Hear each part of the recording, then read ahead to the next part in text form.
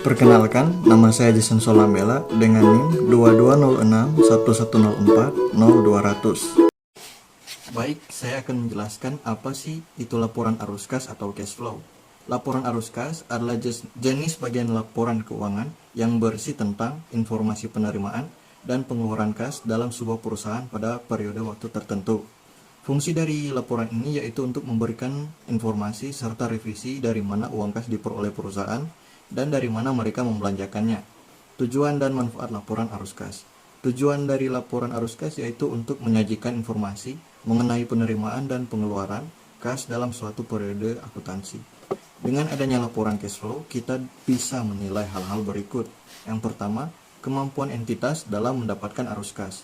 Yang kedua, transaksi investasi dan pendanaan kas. Yang ketiga, kemampuan entitas untuk membayar dividen dan kewajiban. Serta yang terakhir, keterangan atas perbedaan antara angka laba bersih dan kas bersih. Berikut komponen laporan arus kas. Yang pertama, aktivitas operasional. Terdiri dari kegiatan operasional perusahaan yang dapat diperoleh dengan memasukkan nilai dari pengaruh kas atau bank pada transaksi yang dilibatkan dalam penentuan laba bersih. Laporan arus kas ini juga berawal dari aktivitas operasional di mana bagiannya terdiri dari pemasukan, pengeluaran, serta penjualan produk. Yang kedua, aktivitas investasi. Berkaitan dengan aktivitas arus kas yang dihasilkan dari penjualan ataupun pembelian aktiva tetap atau kegiatan memasukkan nilai dari transaksi yang mempengaruhi kas atau bank untuk kegiatan investasi pada aset yang umurnya diperkirakan lebih dari 1 tahun. Serta yang ketiga atau yang terakhir, aktivitas pendanaan. Merupakan aktivitas kas yang berasal dari penambahan modal perusahaan. Untuk menghitung aktivitas ini, kita dapat memasukkan nilai penambahan atau pengurangan kas yang berasal dari kewajiban jangka panjang dari ekuitas pemilik, seperti penyetoran modal awal, utang bank atau obligasi, dan penerbitan saham. Nama saya Armita Simbolon dengan NIM 220611040167. Di sini saya akan menjelaskan mengenai tentang metode pembuatan laporan arus kas. Nah, di dalam metode ini ada dua metode penyiapan laporan arus kas untuk mengkonversi laba bersih menjadi arus kas bersih pada aktivitas operasi. Nah, di situ ada dua metode, yaitu metode langsung dan tidak langsung. Yang pertama, metode langsung merupakan metode yang mengungkapkan kelompok utama dan penerimaan dan pengeluaran kas bruto. Lalu, metode langsung memberikan manfaat yang lebih daripada metode tidak langsung untuk estimasi arus kas masa depan. Nah, dengan metode langsung, informasi mengenai kelompok utama penerimaan dan pengeluaran kas bruto dapat diperoleh melalui catatan akuntansi perusahaan atau dengan penyesuaian penjualan serta beban pokok penjualan. Nah, yang kedua, metode tidak langsung. Metode tidak langsung itu merupakan metode yang mengungkapkan laba atau rugi bersih yang disesuaikan dengan mengoreksi pengaruh transaksi bukan kas, penangguhan atau akrual, dan penerimaan atau pembayaran kas untuk operasi di masa lalu dan masa depan.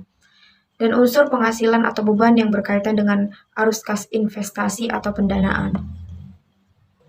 Nah, lalu saya akan menjelaskan mengenai cara membuat laporan arus kas. Umumnya ada 5 langkah untuk membuat laporan kas, yaitu yang pertama, menghitung kenaikan dan penurunan kas. Yang kedua, menghitung dan melaporkan kas bersih yang digunakan pada aktivitas operasional. Yang ketiga, menghitung dan melaporkan kas bersih yang digunakan pada investasi di laporan cash flow. Nah, yang keempat, menghitung dan melaporkan kas bersih yang digunakan pada aktivitas pendanaan. Yang kelima, hitung dan jumlahkan kas bersih dari ketiga aktivitas arus kas tersebut. Nah, teman-teman, kita boleh lihat contoh laporan arus kas. Laporan arus kas ini memiliki 3 bagian utama yang digunakan baik itu untuk pada metode langsung maupun tidak langsung. Memiliki 3 bagian ini yaitu arus kas dari aktivitas operasional, aktivitas investasi, dan aktivitas pendanaan. Nah, semua aktivitas tersebut harus ada dalam sebuah laporan arus kas. Teman-teman, untuk lebih jelasnya, mari kita lihat contoh dari laporan arus kas langsung. Nah, teman-teman boleh lihat Dalam metode langsung ini, penyusunan laporan dilakukan berdasarkan pada buku kas atau bank. Untuk menggunakan metode ini, kita juga harus melaporkan kelompok-kelompok penerimaan dan pengeluaran kas dari kegiatan operasional perusahaan. Nah, setelah itu dilanjutkan dengan kegiatan investasi dan pembiayaan. Lalu teman-teman boleh lihat selanjutnya laporan arus kas tidak langsung CV Bina Insani. Teman-teman boleh lihat adanya aktivitas operasi, aktivitas investasi, dan aktivitas pendanaan. Nah, dalam metode pembuatan laporan arus kas tidak langsung ini, laporan kas itu disusun dengan 3 elemen, yaitu elemen kas dari kegiatan usaha yang diletakkan paling atas, yang kedua elemen arus kas yang berasal dari kegiatan investasi, dan yang ketiga arus kas dari kegiatan pendanaan tersebut. Perkenalkan, nama saya Ira Maya Monika Wior, NIM 220611040195. Sekarang saya akan menjelaskan tentang dampak tidak membuat arus kas. Salah satu dampak yang tidak bisa terjadi adalah perusahaan mengalami kesulitan saat mengembangkan usaha serta menyertakan modal pada investasi. Sekarang saya akan menjelaskan tentang analisis laporan arus kas. Melalui data laporan arus kas, perusahaan bisa mengetahui kemajuan atau kemunduran keadaan keuangan yang dialami pada waktu tertentu. Dan sekarang yang terakhir saya akan menjelaskan tentang data yang didapatkan dari laporan arus kas.